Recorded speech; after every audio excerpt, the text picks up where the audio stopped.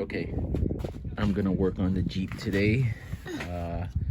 Need to do the water pump again. I'm probably gonna do the front suspension as well. Yeah, check this out. It has pink flames. Super sick.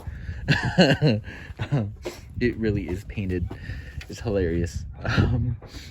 But it needs the water pump again. Chill, bro. Chill. That's my nephew.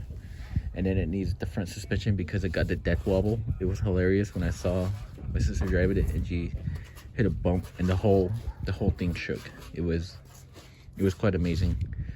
But I need to pull this out, pull off the fan, obviously take off the belt and stuff. And the water pump is right there. It just needs to be resealed. It's leaking because it's a piece of crap. Jeeps, man, I swear, Jeeps. Like, it's a pretty solid engine, but everything else that is connected to it is total trash. Okay, so I got the shroud off, got the fan off. You got to take the shroud and the fan off at the same time. It's a mess. But I checked the hose clamp right there. It wasn't tight, so I got my pressure tester. And how do you use it? Obviously, you put it where the radiator cap is. You check the radiator cap, and it says 18 right there, right in the center. 18 pounds. 18 pounds of pressure. So you just pump it up to 18. It's the black one, between 17 and 19. But yeah, and if it holds, it's good to go. It should be too, because the radiator's new, the hoses are new, the water pump is new. It wasn't leaking before, but when we had it running and got it warmed up and it created pressure, that's when it started leaking. So I'm assuming that it is the hose clamp. Yeah, so I should probably add some water just to make sure that it like fucking, spills out. If it does, we'll fix it. Not a big deal. Yeah, give me a sec. Okay, so I didn't put it up to 18. I don't hear anything. It's also holding pressure. It's not leaking also. I just put water in there, like drinking water. I'm supposed to put distilled water in there, but you gotta go to the store for that. Ain't nobody got time for that, So we're just gonna use water. It's an old vehicle. It'll be fine. I live in Arizona, so whatever, It's gonna take 10 years for it to rot the engine out.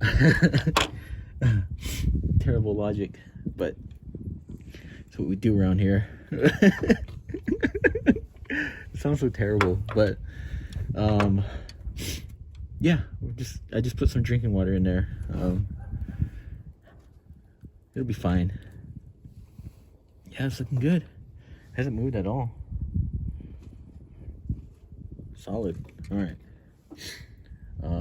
Just gonna slam it back together. I thought I was gonna have to do another water pump gasket, but look, we got lucky. So just gonna slam it back together. Started. I adjusted the ignition timing yesterday, and I think we have the wrong distributor. Just because down in there, the adjuster or whatever, the adjuster would not let me put it into the right range, because you're supposed to have it in the right range, or the check engine light will come on. I was finally able to get it into that zone, or it's called like something sync or whatever. I don't know Dodges, but yeah, so I got it into its range and it's happy. But I had to modify the distributor a little bit, of like shaving down enough to get it into the adjustment zone, because I put it on top dead center and I took it off, and it was like just like 2 degrees off, and it would never get in the zone.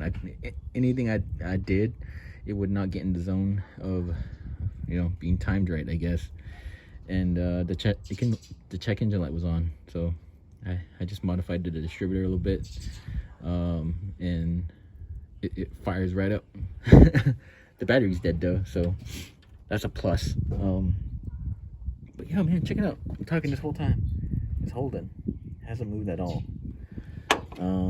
So we're gonna sign back together. But yeah, so once I get it running and the check engine light stays off, I'm gonna do the suspension, like the steering. The deck wobble is insane. So all right, man. I'll get back. Okay, so we ran into a couple issues when we were trying to start it. The power wire for the ignition, or yeah, for the coil down there that powers the distributor, the power wire was like messed up, like on the inside internally. The wire was messed up. Where is that? Like right at the end, it was there was no connection. How do I know? I used my voltmeter, check continuity, and yeah, it kept cutting out.